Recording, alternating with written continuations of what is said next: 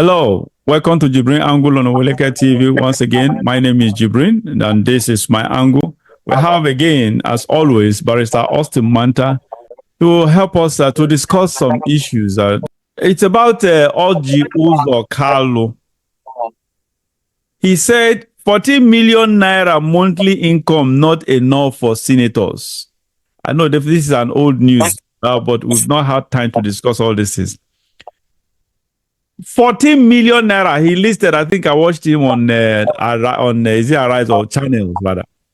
He listed so many things, his wards, his office staff, blah blah blah blah blah blah blah. 14 million naira, barrister. But 14 million naira is not enough. First, the person speaking is an ex-convict. Abi, am I wrong? Well, he was jailed, right? Actually, not. Legally speaking, he's not an ex-convict because his conviction was set aside. Oh, okay. He was he pardoned or set aside? I mean, the judiciary set it aside, or the president pardoned him? And on technical ground, because the judge who convicted him, what happened was that they heard the case up to the point of the case being adjourned for judgment. Before the judgment could be given. Okay, yeah, I remember. Yes. The Court of Appeal. Yes. And he came back and gave the judgment. Yes, I remember. Convicting him. And it was on that basis that the Court of Appeal set aside the conviction. Yeah, I remember what happened then. You see, that is the problem. Look at criminal. This man looted Abia State, for God's sake, and did nothing. After looting Abia State, he's now coming, opening his dirty mouth, stinking mouth to say 14 million naira, for God's sake. These are people that can afford to take care of themselves. They don't even need that. For God's sake, people like that are supposed to just give whatever service they are giving. They should do it free of charge. For God, they can afford to do. They have stolen this money. They have billionaire. And besides, also, Kalu became a billionaire even before he became a governor. Kalu became a rich man from 20, because my late mom, may her soul rest in peace. My late mom used to know him back those days in Maiduguri, when he was importing palm oil to Maiduguri to come and sell whatever. Yes, he was like we are contemporaries. We went to university at the same time. I was in SBU. He was in University of Maiduguri. It was while he was there that he started the business of bringing palm oil from the east. Yes, and he dropped out. He now dropped out when the business started to expand. He dropped out. He did not complete.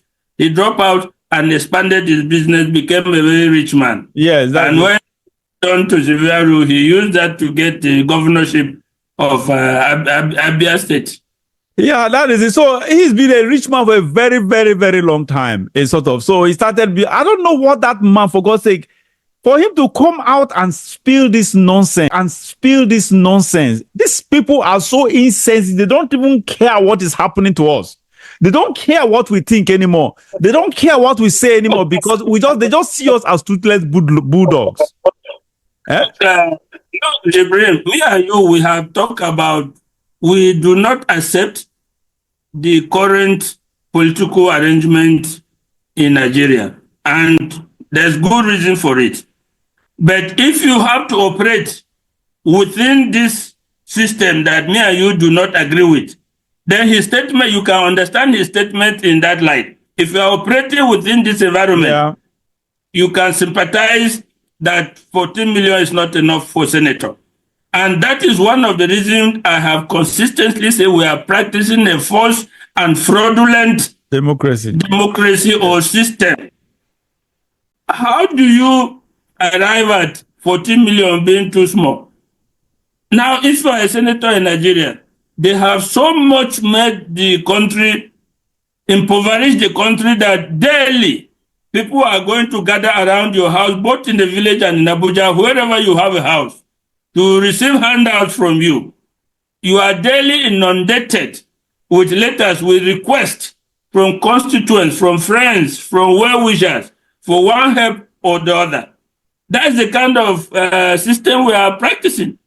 And in that context, the 14 million will not be enough for him.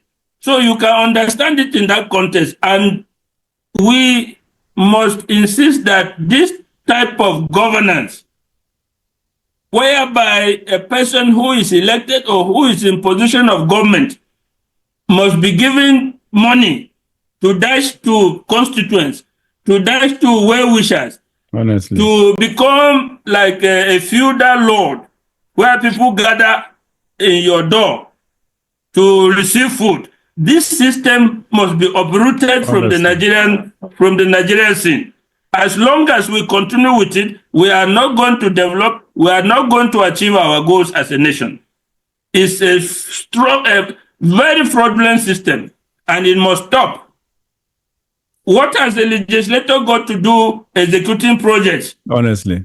It's not a legislative matter, it's an executive issue. We have now brought it into Nigeria that both the executive and the legislators are executives, because all the legislators are receiving constituent allowance to go and execute projects in their villages. Honestly. Instead of concentrating, limiting their role as lawmakers, they have abandoned that. They pad the budget with project upon project upon project in their constituency. Put the budget there. When they go back, they are going to bring the contractors, they are going to bring everybody that will execute those projects. What kind of governance is that? It's so sad, honestly. So sad. Honestly, this democracy is not for us. It's not working. It will not work. It will get worse. So the earlier we understand that, the better. The earlier this is my own thought now. The earlier the military takes over, the better. Because even I don't know if we can even have it worse than this under military, Barrister. Can you answer that question? Compare what we are passing through right now to with the Abacha was the last military regime. No, okay, Abdisalam. Compare that time to this time, for God's sake. They're not even close. So why do we have to continue in this fraud called democracy? This is unbelievable, honestly. Very, very bad. Very, very, very pathetic. It's so sad.